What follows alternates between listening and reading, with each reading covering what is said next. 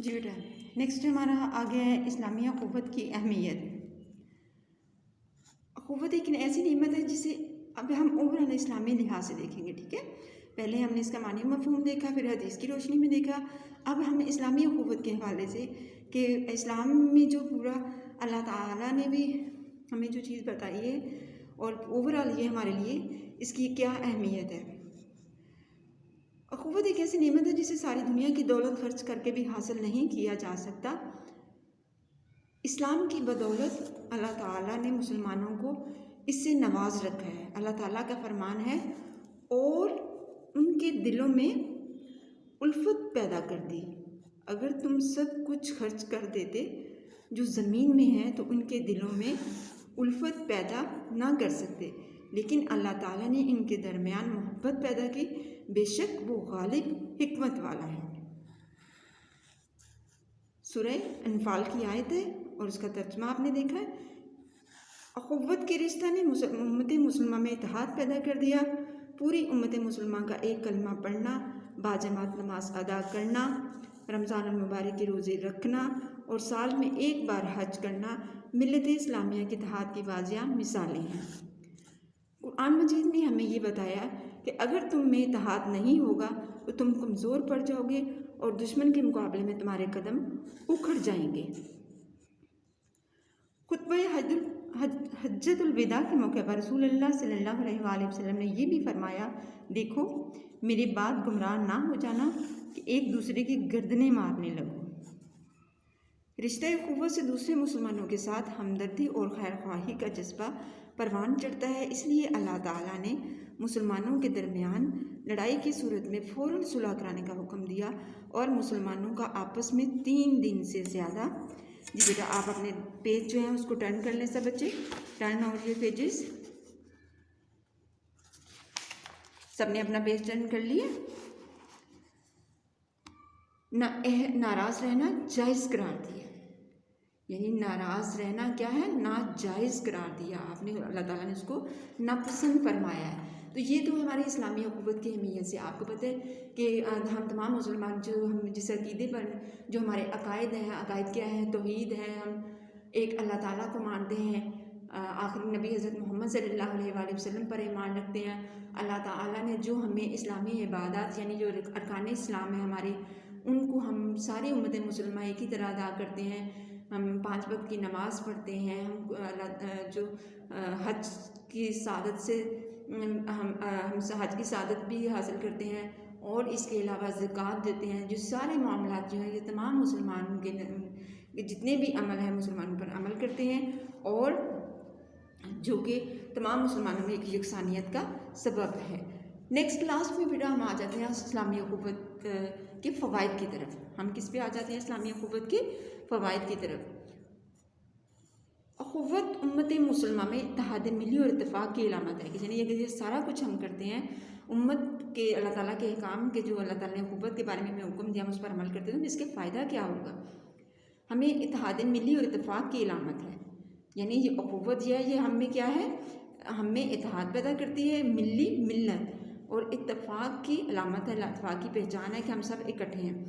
اسلامی اخوت مسلمانوں کے درمیان ایثار اور قربانی کا جذبہ اجاگر کرتی ہے۔ رشتہ اخوت سے ایک دوسرے کی خیر خواہی کا جذبہ پیدا ہوتا ہے۔ رشتہ اخوت سے دوسرے مسلمانوں کی عزت و تکریم ہوتی ہے۔ ایک مسلمان اپنے دوسرے مسلمان کے دکھ سکھ میں شریک ہوتا ہے اور اس کے ساتھ ہمدردی کا اظہار کرتا ہے جس سے باہمی محبت میں اضافہ ہوتا ہے۔ اخوت کا رشتہ دین اسلام کی بنیاد پر قائم ہوتا ہے۔ دنیا کا ہر مسلمان اخوت کے رشتے سے منسلک ہے، لہٰذا دنیا کے تمام مسلمانوں کو چاہیے کہ وہ مل جل کر رہیں اور ایک دوسرے کے دکھ درد میں شریک ہوں۔ یہ تو ہوگی بیٹا ہماری ریڈنگز، پیج نمبر 70، 71، 72 ہم نے تینوں پیجز کی ریڈنگ کر لی ہے اور اس میں ہم نے لفظ معنی کے تعارف کے بارے میں پڑھا، اس میں ہم نے سیر طیبہ کی روشنی کے بارے میں پڑھا، اس میں ہم نے اسلامی اخوت کی اہمیت کے بارے میں پڑھا، اس میں ہم نے اخوت کے فوائد کے بارے میں پڑھا۔ تو سبق میں بہت واضح طور پر اخوت کے معنی و مفہوم کو بہت اچھے انداز میں بتایا گیا ہے۔ اب آتے ہیں ہم لوگ اس کے معنی کی، کچھ تھوڑے سے مشکل الفاظ ہیں ان کے معنی میں نے آپ کو لکھ دیے ہیں، آپ نے ان معنی کو ذرا دھیان سے توجہ سے دیکھنا ہے اور آپ نے ان کو لکھنا بھی نہیں ہے اور یاد بھی نہیں کرنا، لیکن سبق پڑھتے ہوئے آپ کو ان کا مفہوم جو ہے وہ آپ کے ذہن میں ہو. تو آپ نے دیکھنا ہے وہ کون سے لفظ ہیں، وہ ہمارے سبق کے مفہوم کے متعلق ہیں.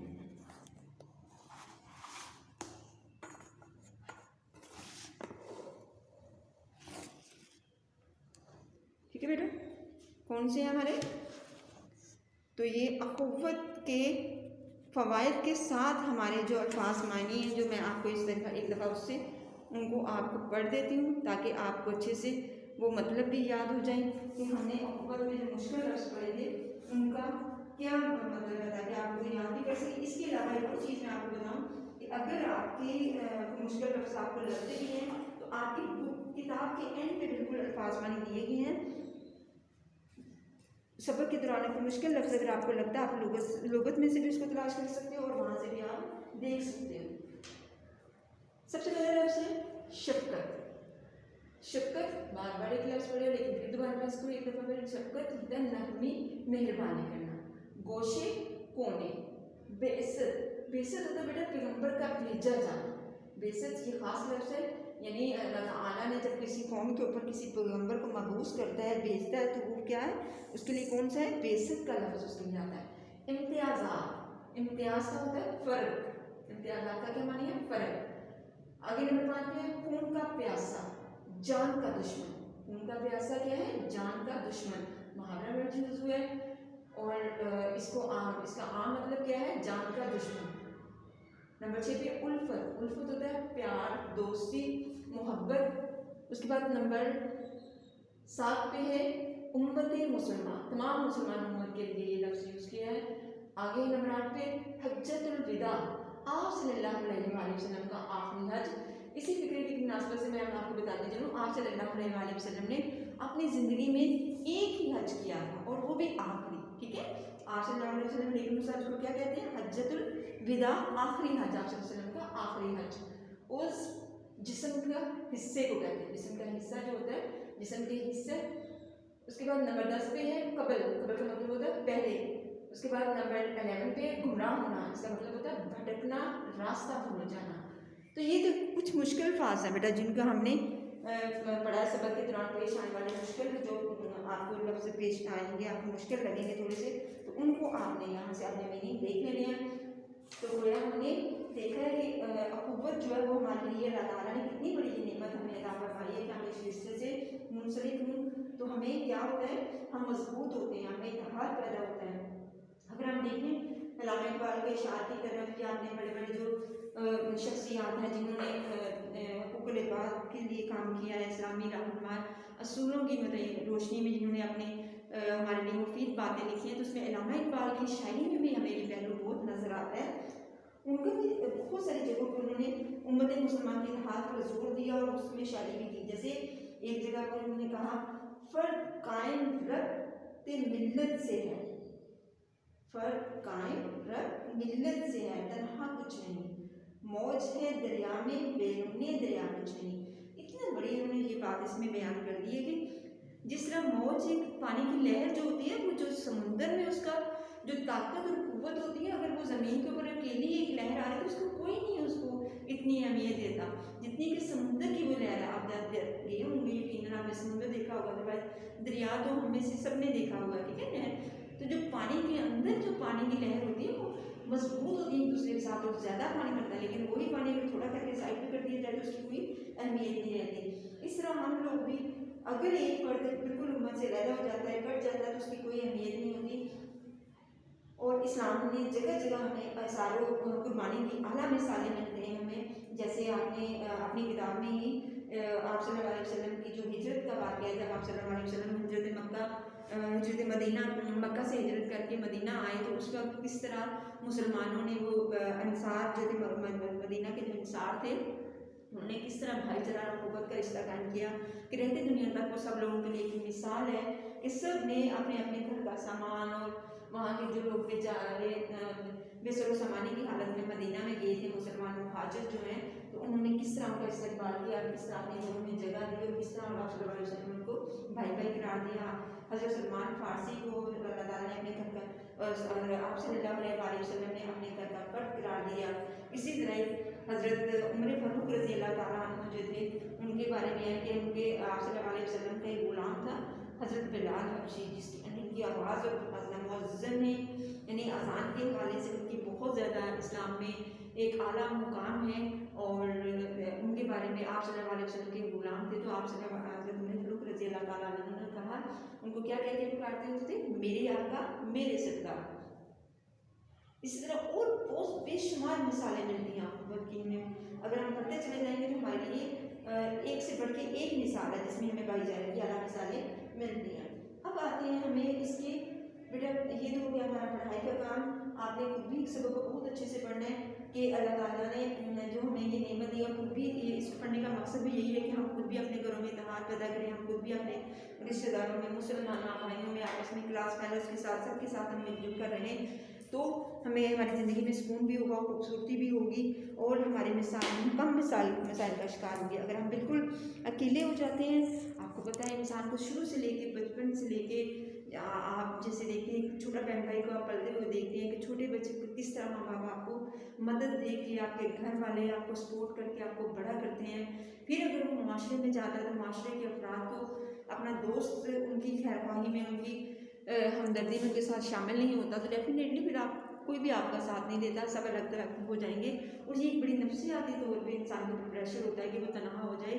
انسان جو ہے وہ مل جل کر ہی رہنا پسند کرتا ہے، اس کی نیچر کا یہ حصہ ہے، تو ہمیں اسلام نے جو قوت کا رشتہ وہ بھی اسی وجہ سے دیا ہے کہ ہم سب مل جل کر رہیں، اور خاص طور پہ مسلمان آپس میں کسی قسم کا کوئی رنگ اور نسل کا فرق نہ کریں، کوئی ہمارے پاس یہ نہ ہو کہ کوئی حبشی ہے، کوئی انگریز ہے، کوئی ہندوستان کا رہنے والا ہے مسلمان ہے، کوئی افریقہ کا رہنے والا مسلمان ہے، کوئی یورپ کا رہنے والا مسلمان ہے، سب میں ایک ہی رشتہ ہے، اسلام کا رشتہ۔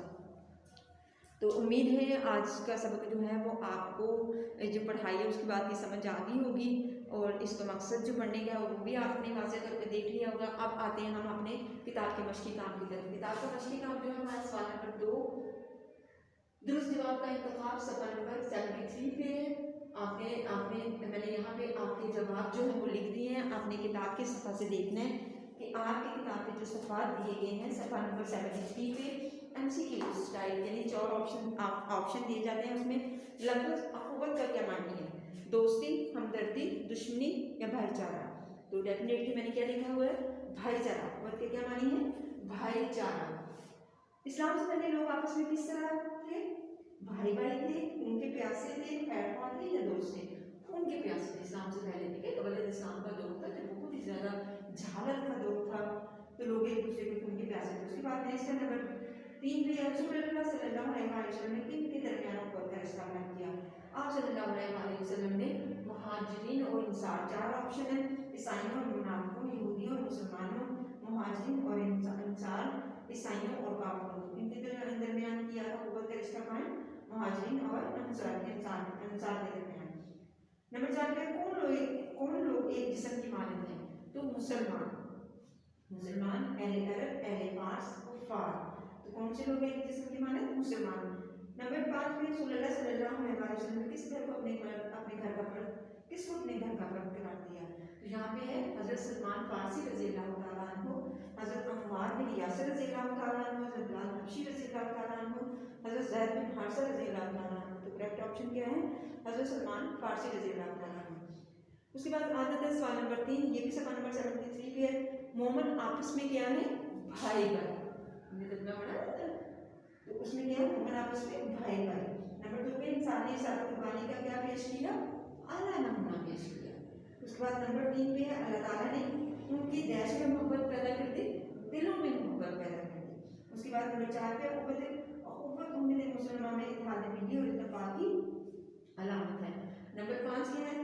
2 مسلمانوں کا آپس میں کتنے دن سے رہنا یا ناراض رہنا جائز نہیں ہے؟ 3 دن، ٹھیک ہے؟ 3 دن۔ اس کے بعد سوال نمبر 4 جو ہے وہ آپ کا صفحہ نمبر کون سے صفحہ پہ ہے؟ صفحہ نمبر 74 پہ ہے۔ 74 کا جو کام ہے وہ بیٹا آپ لوگوں نے یہ کالم ملائی کا کام آپ نے خود کرنا ہے۔ کالم ملائی کا کام کیا کرنا ہے؟ سوال نمبر 4 کالم ملائیں، طلباء طالبات خود کریں، گھر کا کام، سبق کی پڑھائی، کلاس مشقی کام مکمل کر کے اس کی دہرائی کریں۔ یہ سارا کام آپ نے کیا کرنا ہے؟ خود کرنا ہے۔ یہ سارا کام آپ نے کیا کرنا ہے؟ خود کرنا ہے۔ اور